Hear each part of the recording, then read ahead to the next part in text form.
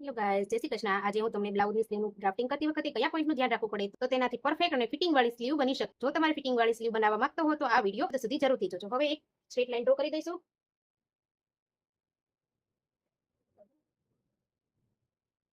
અને લંબાઈ plus 1 ઇંચનો mark કરી દઈશું. જો તમારી લંબાઈ 9 ઇંચની છે તો 10 માર્ક કરવાનું, 11ની હોય તો 10ની હોય તો 11ની માર્ક કરવાનું. તો મારે અહીંયા 10 ની છે તો મેં 11 માર્ક કરેલું છે. અહીંયા નીચે તમારે 3.5 ઇંચ પર એક માર્ક કરી દઈશું.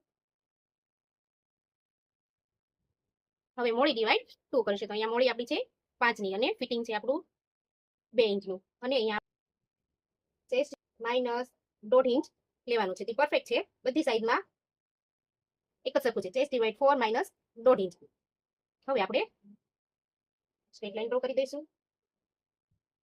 હવે ફિટિંગની લાઈન ડ્રો કરી દીધી. હવે અહીંયાથી આ પોઈન્ટ ઉપર એક ક્રોસ લાઈન ડ્રો કરી દઈશું. આ પોઈન્ટનો અને આ પોઈન્ટનો એક સેન્ટર લઈ લઈશું. અહીંયાથી 1.5 ઇંચ અનફોલ્ડની સાઈડ અને શેપરની મદદથી આપણે આપણો બેક પાર્ટ તૈયાર છે. હવે ફ્રન્ટ પાર્ટ ડ્રો કરવા માટે નીચે આ પોઈન્ટથી આપણે નીચે 1/2 ઇંચ માર્ક કરી દઈશું અને શેપરની મદદથી શેપ આપી દઈશું. પરફેક્ટ સ્લીવ ડ્રો કર જો તમે આ મેથડથી પરફેક્ટ સ્લીવ ડ્રો કરશો તો તમારી સ્લીવમાં ક્યાંય પણ ક્રીઝ નહીં આવે. જો તમને આ પ્રોસેસ સારી લાગી હોય તો વિડીયો લાઈક કરવાનું ભૂલતા નહીં. Thank you.